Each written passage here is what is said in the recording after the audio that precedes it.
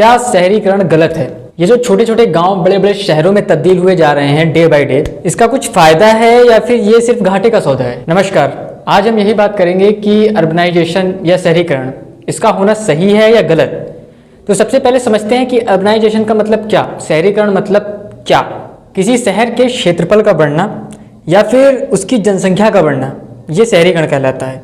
ठीक इसी तरीके से अगर कोई गांव का व्यक्ति गांव से निकलकर शहर में काम करने लग जाए या फिर वहां पे बस जाए तो ये भी अर्बनाइजेशन नहीं माना जाएगा।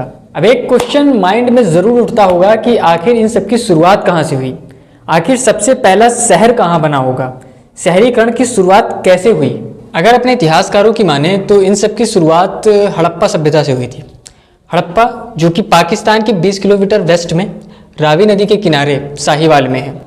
अब इसके खोज के पीछे की कहानी बड़ी इंटरेस्टिंग है क्योंकि इसे कोइंसिडेंटली ढूंढ लिया गया था। ये एक तुक्के के दौरान ढूंढ ली गई थी और इसे सन 1921 में दयाराम साहनी जी ने ढूंढा था। मशहूर पत्रिका नेचर की अगर माने तो ये सिविलाइजेशन लगभग 4000 साल पुरानी है। लेकिन एक मिनट, ये बिल्कुल भी मत सोचना कि तब के शहर आज के शहर के मुकाबले बिल्कुल इसी तरीके से मिलते जुलते कुछ होंगे। नहीं, ऐसा बिल्कुल भी नहीं है। तब के शहर में और अब के शहर में जमीन आसमान का फर्क है। ये भी हो सकता है कि उस जमाने के शहर काफ़ी एडवांस्ड हों आज के मुकाबले में, और बिल्कुल ये भी हो सकता है कि उस जमाने के शहर इतने डेवलप ना हो जितने कि आज हैं। अब यहीं पर समझने वाली बात यह है, उस समय ना तो इतनी पॉपुलेशन थी और ना ही इतनी एडवांस टेक्नोलॉजी। तो उस समय लोग अगर कॉलोनी बनाकर रह रहे थे तो इसमें कुछ भी तो गलत नहीं ना, बिल्कुल भी नहीं। उस समय लोगों की मजबूरी थी ग्रुप बना के रहना। वो शहर बना के रहते थे या कबीले बना के रहते थे या गांव बनाकर रहते थे।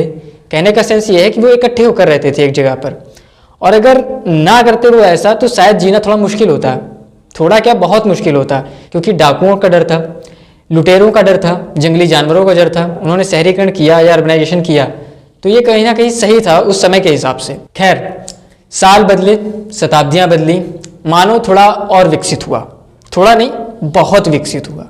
अब दौर आया 18वीं सदी के बाद का। ये वही दौर है जहाँ से शहरीकरण बहुत तेज़ी से होने वाला था, और यही वो समय है जब औद्योगिक क्रांति हुई। औद्योगिक क्रांति की सबसे पहले शुरुआत हुई ब्रिटेन में 18वीं सदी से 1830 ईस्वी के आसपास तक, और ये क्रांति सिर्फ ब्रिटेन में ही हुई। गौर करने वाली बात यह है कि उस समय तक लोगों के पास करने के लिए कोई खास काम नहीं था। लोग छोटे मोटे काम करते थे अपना पेट पालने के लिए। लेकिन जैसे ही औद्योगिक क्रांति हुई, लोगों के मन में नए विचारों के प्रति उत्सुकता थोड़ी बढ़ी। वो नए नए विचारों के प्रति और ज़्यादा आकर्षित होने लगे। लेकिन ये सारी सुविधाएं शहर में अच्छी तरीके से मिल पाती थी, इसलिए लोग शहरों की तरफ आकर्षित होने लगे। कुछ ही वर्षों बाद एक बार फिर से 19वीं सदी के मध्य से फिर एक औद्योगिक क्रांति शुरू हुई जिसने दुनिया के सभी लोगों को एक पास लाकर खड़ा कर दिया, और 20वीं सदी तक आते आते ये क्रांति लगभग पूरी दुनिया में फैल गई।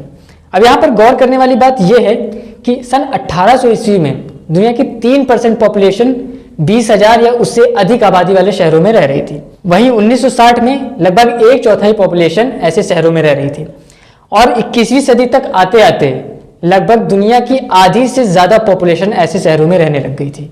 इसको तुम औद्योगिक क्रांति से जोड़ कर देखना, तुम्हें पता चलेगा कि जैसे जैसे औद्योगिक क्रांति हुई है उसके ठीक बाद जनसंख्या बहुत तेजी से बढ़ी है, और साथ ही साथ अर्बनाइजेशन या शहरीकरण भी बहुत तेजी से बढ़ा है। ऐसा कैसे हुआ? जब तक औद्योगिक क्रांति नहीं हुई थी तब तक मनुष्य के पास संसाधन बहुत सीमित थे।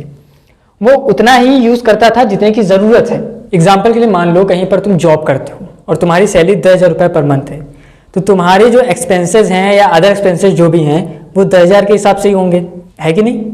अब मान लो कहीं से तुम्हें 1 करोड़ रुपए मिल जाए किसी दिन, तुम्हारे सारे खर्चे वही रह जाएंगे जो पहले थे, सामान्य रह जाएंगे? बिल्कुल भी नहीं। फिर तो तुम कहोगे कि आज ही गाड़ी चाहिए, आज ही बंगला चाहिए, सब कुछ आज ही चाहिए। बिल्कुल ऐसा ही हुआ औद्योगिक क्रांति के होने के बाद, क्योंकि आदमी की भूख कभी नहीं मरती।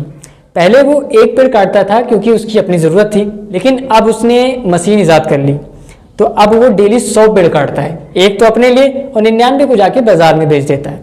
बाकी 99 का करता क्या है, वो उससे धन कमाता है। ऐसे ही व्यापार की शुरुआत हुई और मनुष्य के पास आवश्यकता से बहुत ज़्यादा धन आ गया।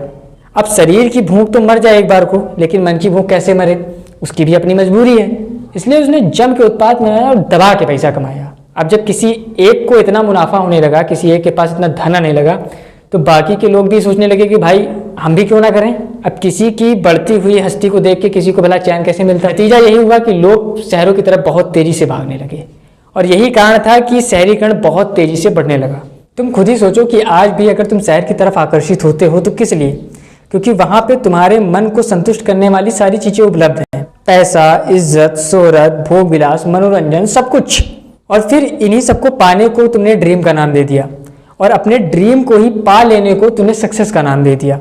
आज हालात ये हैं कि एक खेत में काम करने वाला किसान सक्सेस नहीं है, लेकिन उसी किसान से कौड़ियों के भाव में अनाज खरीदने वाला एक बिजनेसमैन या फिर एक शहर का आम आदमी वो सक्सेस है। ऐसा क्यों? अब इस कश्मकश के बीच में आखिर फायदा किसका हो रहा है?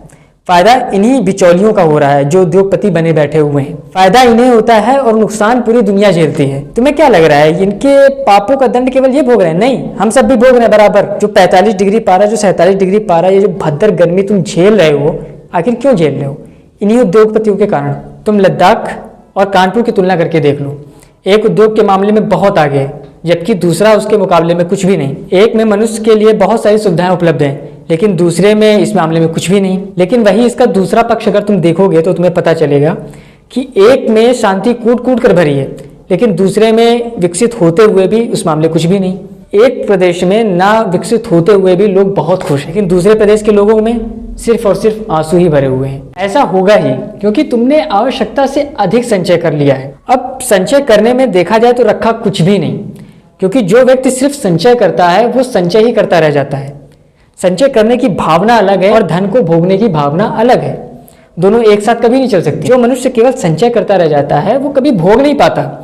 वो इसी आशा में रहता है कि कल भोगूंगा, कल भोगूंगा, कल भोगूंगा, और कल कभी आता नहीं। इसलिए मेरा मानना यह है कि आज के दौर में मानव को अर्बनाइजेशन की कोई जरूरत ही नहीं है। वो बिना शहर के ही ज्यादा खुश रहता है, बिना शहर के ज्यादा खुश रहेगा भी, क्योंकि शहर में वो सब उपलब्ध नहीं हो पाता जो एक मनुष्य को चाहिए। ये अर्बनाइजेशन का फायदा गिनाते वही फिरते हैं जिन्हें सिर्फ अपनी जेबें भरने से मतलब हो।